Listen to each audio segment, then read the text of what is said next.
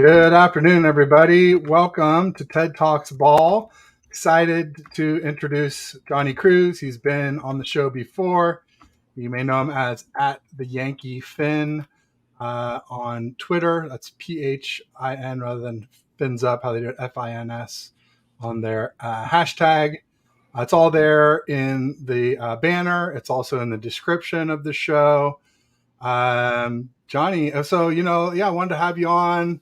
Both our teams are unbeaten right now, and I figured let's do it this week just in case. I don't think we'll lose to the Cardinals, but they obviously just beat the Cowboys, and obviously huge game for the Dolphins playing the Bills. Two of the best teams in the AFC East, two of the best teams in the AFC, two of the best teams in the NFL. This is like one of the premier matchups of the whole season so far. I feel like coming up with these two teams. Yeah, I completely agree with that. I appreciate you having me on. Always fun talking to you. Both our teams undefeated. This is a big matchup going up to Buffalo. We've had, 3 out of our first 4 games are going to be road games. I think you're in a similar boat with your 49ers. But the Buffalo Bills have owned this division for the last several years. I'm always of the mindset that you can't be the champ until you beat the champ. So until we can beat Buffalo and actually compete with Buffalo, we did a better job last season than the previous few seasons. But this is a big test. We need to go up there and prove that we can win in their house, and hopefully come home with this dub. There you go. Yeah, I mean, I'm excited. I do like the Bills a lot. They're one of my favorite non-49ers teams. But I have an affinity for the Dolphins too, with Mike McDaniel, and obviously getting to work with you and some of the other Brett. I forget the other content creator's name right off the top of my head. But there's been a few really nice Dolphins creators that I've worked with in the past, and anyway, so yeah, I think it's kind of like a coin flip between these two teams, and a lot will be decided. Like you said, you got to beat the best to be the best, if you will. And I was just admiring your Javon Holland jersey there, signed. That's nice, and signed to a Tagovailoa jersey. That's great. I saw that Javon Holland just made one of the top-rated lists of top-rated defenders, didn't he? Did you see that PFF? Maybe it was like Bosa. Yeah. And let me see if I can look it up while we talk about it here. Yeah, he's definitely an up-and-coming star, in my opinion, at the safety position. He wasn't exactly used properly last season under Josh Boyer. He had to play a lot of just straight-up center field last season to kind of just cover for all the zero blitzes that Josh Boyer wanted to do. And we lost Brandon Jones, who played safety alongside him about midway last year. So he definitely had to play a lot more center field. This year, he's able to move around a lot. He's a really good blitzer. He's a ball hawk. He always makes plays. He caused 2 forced fumbles this past week against the Broncos. Really good player. I expect a lot of things from Javon Holland. He's only going to get better. That's something a little bit like we talked about before the show. I expect the defense to keep coming together and only getting better the more comfortable they get under Vic Fangio.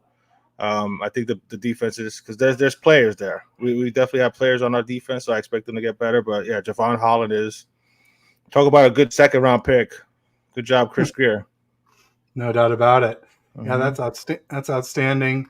I'm having trouble finding the tweet. Unfortunately, maybe I didn't save it to my bookmarks. But I know he was in the top 5. I know Bosa was in there. I think TJ Watt, Micah Parsons, Myles Garrett. I mean, I think it was all the top edges, and then they threw in a 5th, and it was Javon Holland. And I'm like, wow, what a great honor to be, up there with those guys. And I was looking at some other things too. I was looking up the most points scored in the season, and obviously the Dolphins are running away with that. And but then if you go by player, it's just crazy that Raheem Mostert has outscored all the kickers, and that never happens. That a player outscores kickers, and I think Tyreek Hill was kind of right there after some of the top scoring kickers, and still ahead of a lot of other kickers. Pretty incredible to see what's going on there. I mean, obviously the big win over the Broncos over the weekend, 70 to, was it 20 or 21? 70 to 20. Yeah, it was 20. 20. And, the thing I noticed when I rewatched the game was like, I was watching it and it's like 2-minute warning and it's like 21-10. I'm like, oh my God, they scored 49 points in 32 minutes. That's insanity. That's insanity. Yeah, it was definitely a fun watch as a Dolphin fan. You never expect to put up that many points against any. I mean, this is the NFL. This isn't college. A Big Five school playing against a smaller school where they pay them a few $1 million to come over to their school so that they can destroy them 70 to 20 or something like that. But no, it was a lot of fun. I mean, the offense just looked really crisp. Mike McDaniel, I love him as a head coach. He's just so innovative with his play calling and the different motions and stuff like that he's coming up with. All his route concepts are a lot of fun, and I think he learned from last year that running the ball will open up everything else. So he's emphasized running the ball a lot more these last 2 weeks. Now, the first week, I think it was almost like a statement he wanted to make to Staley because Staley kind of stopped the passing game last season. So I think Mike McDaniel wanted to prove a point that, if I want to pass on you, we're going to pass on you. So we threw the ball 45 times in that game. But the last 2 weeks, the defenses are playing back. So he's running the ball, and we're running the ball effectively. Tua's only been sacked one time in the first 3 games. So the offensive line is playing well. But no, I understand it's the Denver Broncos. A lot of people is like, oh, well, it's Denver. And I'm not going to lie. In that fourth quarter, there were a lot of guys making business decisions on the Denver Broncos. But hey, it is what it is. But no, it was a nice win. I honestly, forgive me, Dolphin fans. I honestly, in our, Let's Talk Sports show, shout out to the guys on Thursday nights. We do our picks. And I actually picked, I took the Broncos and the points. I was worried about it being a little bit of a trap game before this upcoming game against Buffalo. But I did mention, how you doing, James? I did mention to the guys that Mike McDaniel has a bit of pettiness in him, which I love. And Sean Payton, did talk some trash about Tua, and then he talked trash about the coach of the Denver Broncos. Sean Payton. Yeah, well, the coach from last season that's now Hackett. the offense.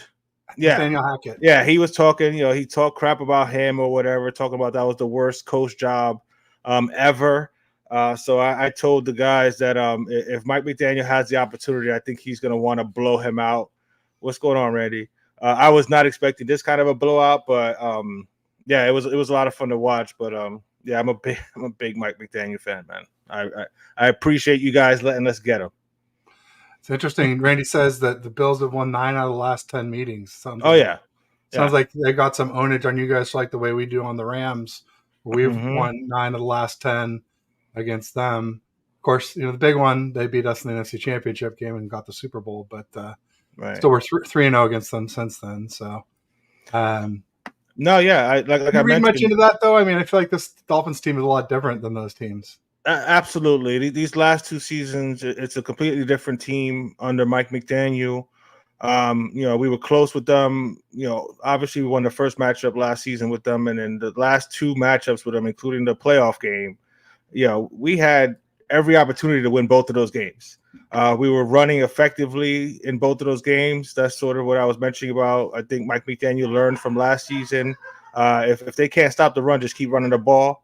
And for some reason, he kind of went away from that in the 2 matchups with Buffalo, and they wound up coming back and winning the game. But no, it's a different feel these last couple of years. But no, Josh Allen, if you look at his stats against the Miami Dolphins, besides last year, I mean, they're Hall of Fame type stats that he was putting up against us. Like, he was embarrassing us, to be quite honest, the last several years, his first few years. But no, last year was definitely more competitive, and I expect this year to be just as competitive. And I expect at the very least to split the regular season with them, and hopefully we can compete and try to take this East. But no, Josh Allen has dominated us for the last several years. Although in the wild card game last season, like Skylar Thompson played him really well. Like, it was right down to the wire. So I mean, I thought you guys Yeah. did a really good job considering Tua couldn't play. So Absolutely, that was a great coaching job by Mike McDaniel. Way to get the team prepared and ready to go. And like I mentioned, even in that game, we Mozart was having a really good game. We were running the ball effectively on Buffalo, and he seemed to get away from that in the second half for whatever reason. And we couldn't make enough plays there down the stretch. We had an issue with getting the plays called in, which he took accountability for that as well. But what I try to remind Dolphin fans that he was a rookie coach last year. He's only going to get better. The offense is only going to get better, being the second year in Mike McDaniel's offense. So I expect. I don't know about many 70 spots on people, but I expect this offense to be a top offense this year, definitely. nice. Yeah, I mean, I think it's gonna be a clash of the Titans. Mm-hmm. I was surprised to see that the Bills were favored, but I guess that's because they're supposed to have a better defense. Um, but I feel like the Dolphins defense is kind of underrated. Um, as far as you got Javon Holland, as you mentioned, you've got some good edges in there, and I don't know. Tell me about why you like the Dolphins defense. Well, I mean, I think you got to start off with Vic Fangio. Uh, you Good got point. one of the best defensive minds in all of football. Yep. We definitely have the players. You got Christian Wilkins, Zach Sealer in the defensive tackle position. Raekwon Davis is there. You got Jalen Phillips and Bradley Chubb on the edges. Van Ginkel has been balling out, another edge player for us. And that's not even mentioning Emmanuel Ogbah, who's not even getting much playing time because of the other guys, but he's making plays. Jerome Baker and David Long in the middle linebacker positions are playing well. And then you got X on the corner, Javon Holland, like we mentioned, Deshaun Elliott, who we signed from the Detroit Lions at the other safety position, has been playing well. And then Kader Kohu, who was an undrafted rookie last year and played most of the season because of injuries, he's held on to the nickel spot, and he's playing the number 2 corner position right now because we don't have Jalen Ramsey right now, but he's doing a really good job. But I expect the defense to slowly get better once they get more comfortable in Vic Fangio's defense. But he runs his own defense. He's a bend but don't break type defense, and he adjusts to whatever the offense is trying to do. The first game was a bit of a shootout against Justin Herbert, but he allowed them to run the ball and just play deep. Didn't want to get beat deep. So that's kind of what's skewing the defensive stats as far as them being ranked 21st, but they played better against New England, and then they did a really good job this last game against the Denver Broncos. And again, I only expect them to get better as they get more comfortable in this defense. There you go. And yeah, they're saying Randy was saying that DBs took a hit. No, that was the Cowboys. That was Stephon Diggs or Trayvon Diggs. Pardon me. Trayvon Diggs got injured. Yeah, Ramsey got hurt. Right in the beginning of training camp, and he should be back. They're saying December, so that'll be a nice addition come the end of the season there to help us out. I'll say one of the best corners in the NFL for sure, right. And so versatile.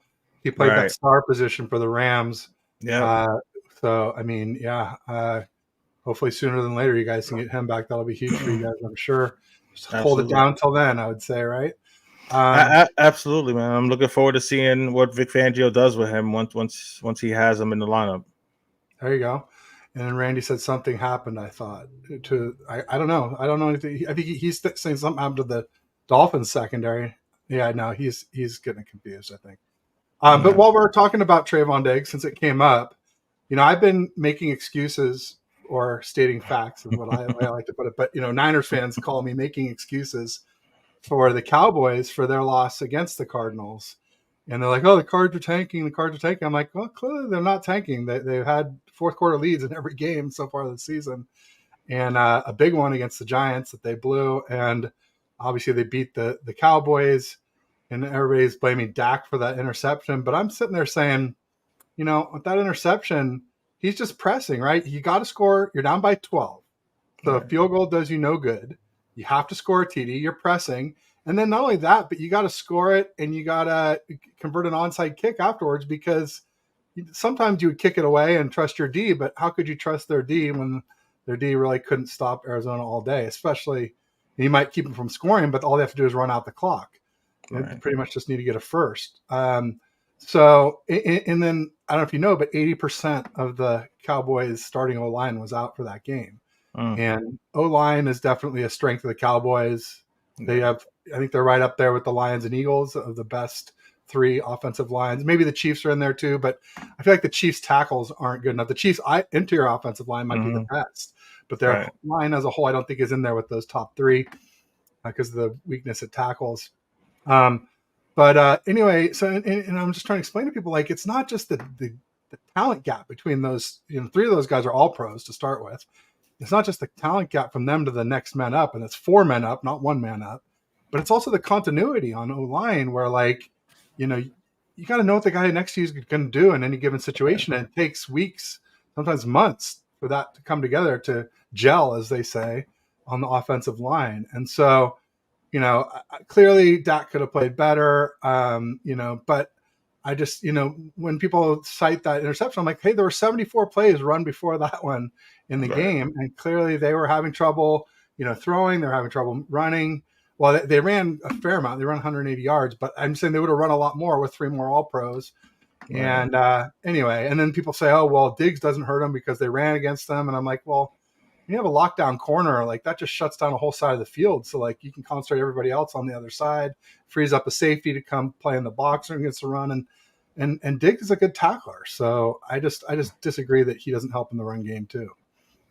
No, yeah, I'm with you on that. As far as the whole tanking thing, I mean, the organization might be tanking, but those players and coaches are not tanking. Those players and coaches are going to come to play, and they're going to play hard. They realized, the Dolphins had to deal with this in 2019, and yes, the organization was trying to lose that season, but the players and the coaching are not, they're just not built that way. You're putting this stuff on tape for everybody to see, all these other teams to see, so they don't want to put out bad tape. Nobody wants to, nobody's going to lose on purpose. So the players came out to play. They came out to play hard. The coaching staff came up with a really good game plan. They did a good job of blocking of Micah Parsons, which is hard to do because he is, talk about a freak of nature. He is a phenomenal football player, but they did a really good job against him. They ran the ball well against Dallas, and I don't know, did Dallas kind of overlook Arizona and think, oh well, Arizona doesn't want to win, we can easily go down there and beat on them? And no, they've been competitive, like you mentioned, every week. So shout out to the coaching staff and those players. They're playing hard, and like I said, the organization may be wanting to lose, but those players are going to play hard. They don't want to go out like that, so they're going to be playing hard. Yeah, and the Cards have some ownage on the Cowboys. I think they've beaten them the last 2 or 3 times before this that they played. Also, like the Cowboys defense, like with Diggs, might have been overrated because they were number 1 ranked going into that game. I guess they're 5th ranked now because of what Arizona did to them. Right. But that number 1 ranking, it came against the Giants, who are the Jets. Yeah. So the Giants have the 5th least amount of yards in the NFL, and the Jets have the dead last amount of yards offense in the NFL. So that could make your defense look maybe a little better than it is. And that can happen to any team early in the season where you play some cupcakes. I'm not going to say that the Niners have played a lot of great offenses so far. I mean, Steelers look pretty inept, let's be honest. And the Rams, they don't have the horses. They need cut back badly. And the Giants, we just talked about them. But now you could flip it and say the Giants had low scoring because they played the Niners D, who were right in that top 3, top 2 conversation. And then if the Cowboys really are a top 5 D, then that could explain it too. So you can always flip these things different ways. It's always good to consider different perspectives and not just assume that one thing explains everything. That's why I love talking in depth with people like you, smart, educated fans, passionate fans. And I feel like you're pretty unbiased too. I feel like every time I've talked to you, you say the same things I would say about your team, which is what I really value for sure. James Janal says, I think Chubb was a good signing, but Ramsey had a serious drop off after the Super Bowl. Well, I mean, after the Super Bowl, they lost Von Miller. You Right. know, Well, they lost Von Miller. and They Aaron lost Donald Cooper was Kupp. injured most of last year, right? Right. Yeah. Yeah, and I think the whole team had a major hangover after that Super Bowl. To be quite honest, but I don't know about. I think a serious drop off might be a bit of a stretch. He's still a top 5 corner in my book. He's still a playmaker in my eyes. And like you mentioned, he moved around a lot in that defense, last year. And I think Vic Fangio would use him the same way. Would move him all around the field to play We different can't just spots. throw to the other side of the field to avoid Right. him. Right. Yeah. And then I think when you pair him with Xavier Howard, who has the most interceptions since he came in the league in 2016, that's a pretty good 1-2 punch of corners. So I definitely look forward to having him. Chubb, for as much as Dolphin fans want to get on Bradley Chubb because the sack numbers aren't there, you can see the pressure rate from everybody else in the front line has gone up since he got there. And why? It's because teams have to pay attention to him. So it's freeing up Christian Wilkins and Jalen Phillips and other guys to make plays. So gravity. Yes, and I'm very excited about Bradley Chubb. He's only going to get better, especially now having his old coach in Vic Fangio. So no, I'm excited about both of those additions. It was it was a shame that Jalen Ramsey got hurt as soon as he did, as early as he did. That's been an unfortunate topic of discussion a lot early on in the season. We've had some injuries to a lot of key players, like we just mentioned with Diggs. So you never want to see that, but no, I expect Jalen Ramsey to come back, and I expect him to play well. Like I said, you combine him with X and Javon Holland in the safety position. That's a pretty good secondary, in my opinion. There you go. Yeah. And I was going to say also, like you were saying about pressures and things like that and gravity. I mean, perfect example is Nick Bosa. He only has 1 sack this season, yet he's like the highest ranked defender on PFF or edge player anyway. So, people who understand look beyond sacks and can see the overall impact of what a player has on the team, on the line, everything else. And then Randy said compared to most DBs, Ramsey is good. Oh yeah, he's very good. Cards nearly won versus the Giants and beat the Cowboys, but divisional rivalry can be a trap game. We play them way too much. They aren't surprising us with anything. Yeah, and we're not surprising them with anything. So it could definitely be a trap game, especially with the Cowboys next week coming to Levi's. But hopefully them beating the Cards beating the Cowboys woke us up if we were sleeping on them a little bit. I think Kyle probably looked at how, because I think what they did was basically, I think the Cards they ran at Micah.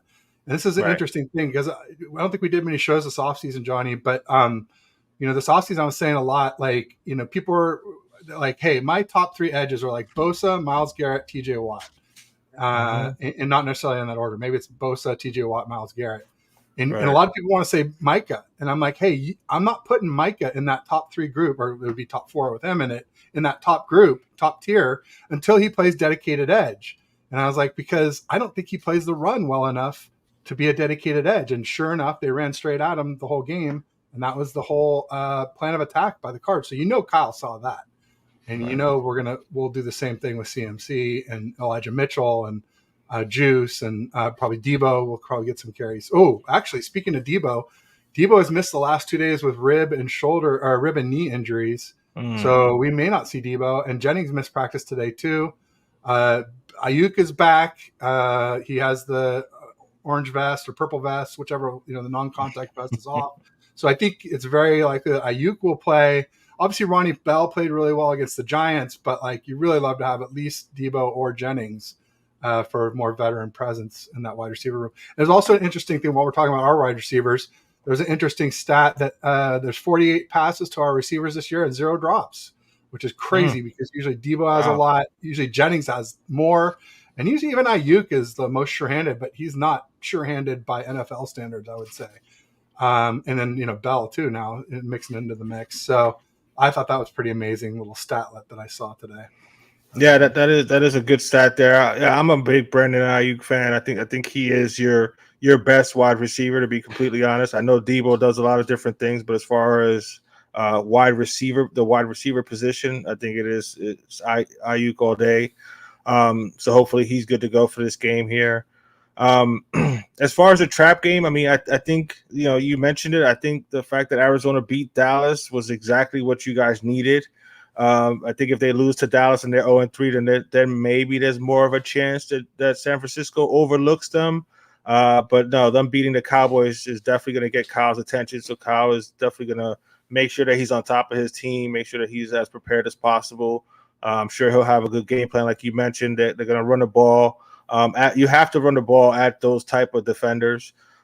He is one of the best defenders in all of football. I hear what you're saying as far as pure edge rusher. He's not a pure edge rusher. Born and raised in New York, came down to Florida in 97, bro. So I've been out here for a minute, but yeah, I am a New York kid, born and raised. And it's Johnny, not Jose. Just so yeah, you know. And yeah. Jose is just my legal name. Johnny is what everybody calls me. Oh, I didn't know. I didn't know your legal name. Yeah. My name is actually Jose Cruz. My bad. Good job, Randy. And open that's, mouth and split foot. That's only only legally though. You know what I'm saying? I don't respond to Jose at all. So it's Johnny Cruz. But that's a nice dig there. But no, yeah, I'm a New York kid, born and raised, like I said, but I've been down here for a minute. But no, like I said, the Micah Parsons thing, he's not a pure edge rusher like you mentioned. I mean, he goes all over the place. But so I think that's more versatile than those other three. I think that's what makes him as unique as he is, because you can move him all over the place. And he can attack from a lot of different positions. But yeah, he does have to improve against the run. But as far as just rushing the passer, he's definitely one of the top ones. But all around defensive player, yeah, he's a pretty bad boy. Judon's another one. Judon, he has come on strong, especially since he's gotten to New England. But that's expected when you go into with one of the best defensive minds ever in Belichick. So he's going to get the most out of his guys. Thanks for joining, James. Thank you. Have a good one. FIFA, yeah. Randy was coming at you. He said, "Who's better, Diggs and Gilmore or X and Ramsey?" James was saying he thought Diggs was better, but you know what? It's a moot point. Diggs is gone, so right. It really doesn't matter for 2023 now. So for me, I'd rather have X and Ramsey, even because Ramsey should be back. I don't think there's any chance Diggs will be back this season. I think even healthy, I'm taking X and Ramsey. To be quite honest, Stephon Gilmore, while he is still a good defensive back, he is nowhere near what he was in New England. 33. So, yeah, at least. Yeah. So I'll take X and Ramsey. They're both ball hawks. I mean, Diggs is obviously a ball hawk himself. I think he's got the most interceptions since he came into the league a couple years ago. But no, I'll take Ramsey and X over them. There you go, Randy. What's up, Randy? Yes, sir. Yeah, we all move down south, man. We gotta get away from that cold, man. Especially as you get older, you get tired of scraping that ice off of your windshield. There you go. And Randy's saying he's in NorCal now. Nice. Funny, Nancy was here earlier. I should call out the other people here. So we got James Bernal, obviously just here and gone. Randy Daytona's the frequent flyer. But real quick, just want to call out Danielle Berry Sports. Thanks for stopping by. Nancy Cameron, she missed the show. She's a pretty regular. She was asking us to talk about hamburger places. We could do that if we have time. We'll see. But me and Aaron yesterday on First and Ted, we got into the whole pizza, pasta. A lot of food talk yesterday. But we were going for an hour and a half. So it's a little different today. We're going to try and keep it to about 45 minutes here. So let's keep it to football for now. Just make sure I got everybody who is here. I think I saw some others. 187 in the house. He's a big Brock Purdy fan. And he's saying Dak and a Dak. I'm with you, 187. I mean, he's a good player, Dak. But yeah, if I've got a couple minutes to go and I'm down by 4 and I need a touchdown, he's not the one that I want leading my team down the field, to be quite honest. No, I'm with you there. But would you say I kind of have Dak and Purdy in the same like 11 to 15 range? I'm not going to narrow them down to a single number, but I don't think either of them are top 10. I don't think either of them are higher than 15 though. Yeah, that's about right. Yeah, Okay. somewhere about middle of the pack is where I would put both of them. I mean, yes, Dak has a few more years on Brock. Obviously, this is only Brock's second year. Yeah, I mean Brock can improve, and I don't think Yeah, Dak will. But just for that's right now, snapshot where you put him. That's sort of where I got him. So yeah. The 11 to 15 range sounds about right for both of those guys. cool, cool.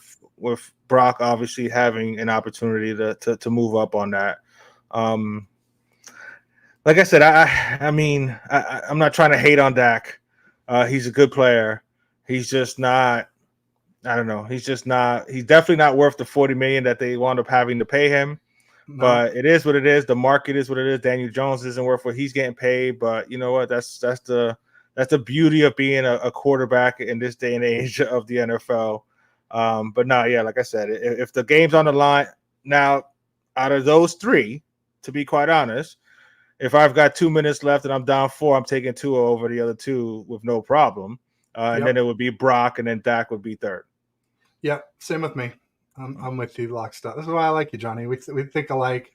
I mean, not that you want to agree on everything, but No, it's nice when somebody from outside of the Niners echo chamber agrees with how you feel, because I get a lot of grief for being honest, and people are happy with the winning here in Ninerland, and they don't want to hear that Brock may not be the second coming. But I got people saying he's better than Burrow, better than Mahomes, better than Josh Allen, better than Montana, better than Brady. I'm just like, come on, guys. God. Like, they're like, oh, you hate him. I'm like, no. I really like Purdy. I just hate the all the ridiculous hyperbole that these homers are spewing about him. It's just, it's not right. And then, so, I mean, and then they're like, oh, well, you like Trey Lance. I'm like, yeah, I liked Trey Lance. I thought that he had the best camp. I thought it should have been a competition between them to see who was better. But like, Kyle never let Trey Lance play with CMC, and CMC is a huge difference maker. I'm not saying Trey would be better now than CMC or than Purdy, but I thought if Trey played, he could be by the end of the season. Anyway, that's a moot point. Now he's a Cowboy. It'll be interesting to see if he ever gets run, but I'm trying not to talk about him too much until he plays again. But let me ask you this. Do you think that Darnold is better than Trey Lance? At this moment now, probably yes. I mean, we've only seen Trey play a handful of games in the last several years. I mean, this is going all the way back to college. I mean, he only played one game, I believe, the COVID year, and it was a game that they put together just so that he would have a game under his belt right before the draft.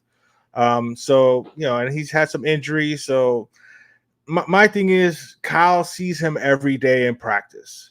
So if Kyle is going to pick Brock over Trey, then I gotta believe what Kyle is telling us. No, I know I'm talking about Brock. I mean, I understand that because of how Purdy played last season. I'm talking about Sam Darnold, who has 90 turnovers in 55 games, who, I know he was on bad teams, but like I saw nothing in camp. I went to all 9 open camp practices. I saw nothing he was dink and dunk. There was nothing special about him. And I feel like Trey really showed some moments where he really shined. And like I said, we really never even saw him with CMC. But like, here's what they say. Yeah, Trey's still QB3 still. I just feel like there was clearly no competition for QB1, and there was supposedly one for QB2. But then Kyle called it before we even played the third preseason game. Right. And that's when Trey was like, all along Trey's like, hey, I want to stay. And as soon as that happened, he's like, oh, let me out of here. Clearly, he's like, I'm better than Darnold. And if you're installing him at QB2, I got no chance of ever getting a fair shake here. He's basically saying, I'd rather be QB3 anywhere else but the 49ers, even though we got probably one of the cushiest QB setups in the entire NFL. So anyway, I don't know. I guess we won't know until we see him more. Yeah, but I'll tell you, until we QB3 in Dallas, I don't think that's fair because he missed all of camp. And he missed most of preseason. Like, how is he going to learn all the plays to even compete for QB2 when they've got Cooper Rush already there, who knows everything? Right. And who's won games for them. It's going to take probably a full offseason for that. As far as the Darnold thing, I think he would be the safer choice over Trey Lance because you really don't know what you have in Trey Lance. Okay. And I understand they gave up a lot to move up to get Trey Lance. And I know your feelings on Trey Lance. So, what I'm saying? We're not going to get deep into that. But I That's think fine. I can trust Kyle. His thinking is probably I have more faith in Sam Darnold running my offense and not making the big mistake or anything like that because he is a more of a veteran. And when you say that he was on bad teams, I mean he was on some terrible teams with the Jets and Carolina. When you put him in a Shanahan offense with all these weapons there, he'll be able to hold it down if need be, if Brock needs, a week or two or whatever for whatever reason. So that makes total sense to me for them to keep Sam Darnold there. Brock, and as far as, I mean, yes, I'm with you there. Please stop with the Brock Purdy is better than Burrow. And come on, man. I mean, he's a good player. Talk about a find. There's a reason why he was the very last pick in the draft. Now I like Brock Purdy, coming out of school. He, 4-year starter. He's got some good experience. He's got a little swag to him. He can move. And it's not like San Francisco is asking him to win them ball games. They're asking him to make the play that's there. He does a little better than that because he is, he's got some mobility to him. And he does have I think a higher ceiling, obviously, than Darnold. But yeah, please don't start comparing him to I mean, he's played 10, 11 games. Let's less than 5. No, I'm talking about Brock with all these comparisons to no, he is not up there with Joe Burrow yet. Let's see how this full season goes this year and see what he can do. But it does help to have not only one of the best coaches in Kyle, but you got a great offensive line, you got great skill players, like you mentioned. CMC is without a doubt, if not the best, one of the best, weapons in all of football, because you can't even really say yes, he's a running back.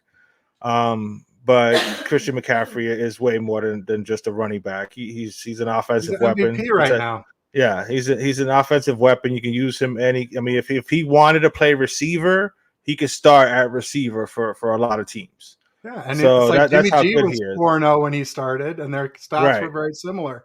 Right. It's like, and now look at Jimmy G on another team. That's all you need to know. Right. I mean, it's so obvious that Jimmy was carried. Brock's a little better, so he's carried a little bit less. Right. But we got the best group of weapons. Maybe you guys do. I don't know. You could say us or you guys are the best group of weapons in the NFL. But I think Kittle would probably be the tiebreaker and Juice in that.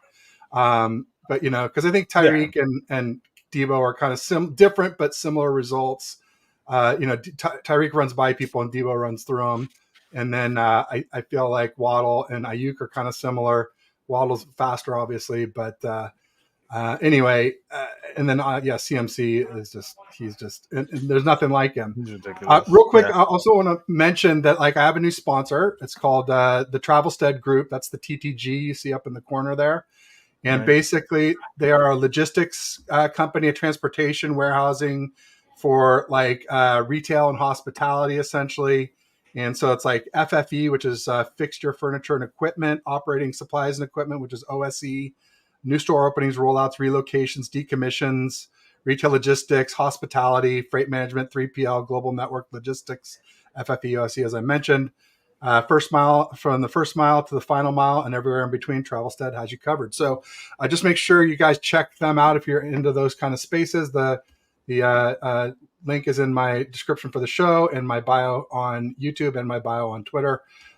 So appreciate you guys giving that a little traffic. And if you do, make sure you tell them Ted sent you so they know that it's working. Nice. Yeah. And hopefully before too long, I can get some kind of discount set up so that, again, they'll know it's coming from me and you have some incentive to let them know that it was through me. So Johnny, what else should we talk about? I mean, there were some other interesting games, obviously, this weekend. As I mentioned, kind of like the Raiders game. I mean, the Raiders Steelers, Jimmy, 3 picks, 4 sacks. I mean, I think that tells you, like you mentioned, I think that tells you everything you need to know about Jimmy. He's an okay player. He's more of a game manager. I would put him similar to, and I know Patriots fans might get upset, I would put him in there with a Mac Jones. Mac Jones is a game manager. I don't expect Mac Jones to win games for you. But like you said, Jimmy G, that was just he is who he is. When you guys needed him to make a play in that Super Bowl, he couldn't make it. So hopefully, if the situation comes up again, which hopefully is not this year, even though I picked us to meet up in the Super Bowl, I've been telling people, if Tua stays healthy, I expect us to be going to Kansas City for the AFC title game. We're an opportunity to go to the Super Bowl and meet up with you guys there. So that would be an interesting matchup of Kyle against Mike McDaniel. We might So have that to would be meet up in fun. Vegas, Johnny. Yes, we would. But as far as this past weekend, I mean that the Packer game, Saints game was an interesting game. I thought the Saints, they went up 17-0, and Jordan Love showed a little something there, being able to bring the team back like he did. That was a good game. There was a lot of surprises too, like you mentioned. Arizona beating Dallas, Jacksonville completely laying an egg, and letting oh man, I can't even remember. Is it the Houston Texans go into Jacksonville and just whoop up on the Jacksonville Jaguars? The Colts go into Baltimore and beat the Ravens. So there were a few surprises this past weekend. So that's why when a lot of people say, "Oh well, who did they beat?" and it's the NFL, man. And, the guys get paid. The guys get paid on the other side too, so you never know what's going to happen. Yes, obviously, some teams are more talented than others, but it's still the NFL, so you never know what's going to happen. Like I said, nobody expected the Cardinals to win or Houston to go into Jacksonville, and obviously the Colts to beat the Ravens. But anything can happen, so you got to make sure your teams are on point and ready to go, and you can only play who's on your schedule. So I don't like when they say, "Oh well, who did they play?" They played who was on their schedule, and they did what they had. Good teams find a way to win games. So even when they don't play well, so I'm happy where we're at now. It was a fun weekend this last weekend with the games there, and hopefully this week we start out with a good one now. Tonight with Detroit going to Green Bay. Who you got? I'm taking Detroit. Me too. We got our pick segment tonight. Shout out to the Let's Talk Sports family. We got our Let's Talk Sports show tonight at 9 p.m. Eastern time, where we do our picks for this week. But we picked the Thursday game on Monday night show, and I'm taking Detroit. I'm going to ride with Detroit. I think the Packers are going to be better than what most people thought. I think Jordan Love is a little better than what most people thought. No, he's not going to be Aaron Rodgers or Brett. Green Bay is not going to get that lucky where they're going to get 3 in a row of Hall of Fame quarterbacks. But I think Jordan Love will develop into a good quarterback.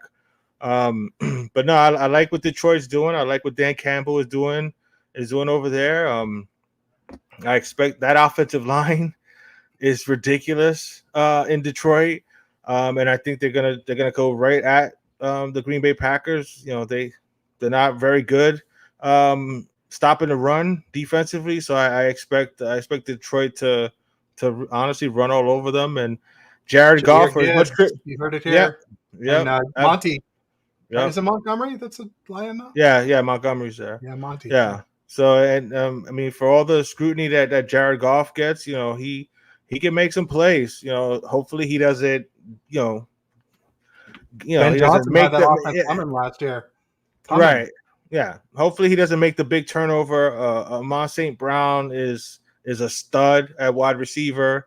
And Laporta is looking like a really good tight end. So I like Detroit. I like to, I was hoping Detroit wouldn't Detroit and would actually compete and play well this year so that they can hopefully take this division. But I like what Detroit's doing. Like I said, that offensive line, I expect them to run the ball a lot. There you go. And Randy likes Devin Singletary too. Yep. I don't think he got used properly in Buffalo or as much as he should have in Buffalo. I think Singletary's in with the Bears now, which oof. Well, I mean, talk about a dumpster fire. I'll tell you what, I liked the Lions on Monday when you did your show, and I like them even more today because I saw the Packers injury report and Dr. Aries out, Elgin Jenkins is out. There's like a bunch of big Packers out for this game. Right. So like, if you already like the Lions, I'm like, yeah, definitely get those Packers. I Yeah. was going to root for them anyway, but now I really think they're going to win. Hopefully, Yeah. we're both right on that. We'll see. Mm. I see. Forgot where Singletary went. There you go. Yeah. But you just told us, so thanks, Randy. Yeah. We appreciate it. I know we're running short on time here. Anything else that we should cover in the last couple minutes? I felt like we've gotten through a lot of it. I mean, as far as my prediction for the Cards, I've been doing 27-17 a lot as a prediction. I'm going to stick with that for this game. I think that's pretty realistic. It's funny. Somebody today, Jack Hammer, who's a Bay Area reporter, was saying basically like, this is a preview for the Eagles game, and I'm like, I mean, I get what he's trying to say because, Jonathan Gannon runs the Eagles scheme. But I'm like, dude, like, they don't have the horses, man. Right. It's like, people I are was like, just oh, about but to it's say. the scheme. I'm like, well, how did our scheme work in 2017 and 2018 when we're picking at the top of the draft? And even 2020 when everybody was out injured, we had the horses, but they were all, in the stable. Like, we didn't even make the playoffs because of all those injuries. I'm like, scheme only goes so far, my friend. I quote tweeted him. I said, "It's not too late to delete this." Yeah, I was just about to say, scheme only takes you so far. You need players win ball games. Now, I do give coaching a lot of credit in the NFL. But if you don't have the players to run the scheme, then it doesn't really matter how good the scheme is. So yeah, to compare Arizona to Philly is just that's a stretch there. So no, what's the running back's name in the Cards? Is James Cook? Is that his name? James Conner. Conner, that's right. Conner. Conner's the running back down there. He is, and Rondale Moore's good. He basically got pushed out of Pittsburgh, and he found a new home in Arizona. I don't know how they let him go. Elijah Moore down there like the perfect Steelers back. That's what I thought too. That was surprising. And then they go and they draft Najee in the first round. He's not nearly as good.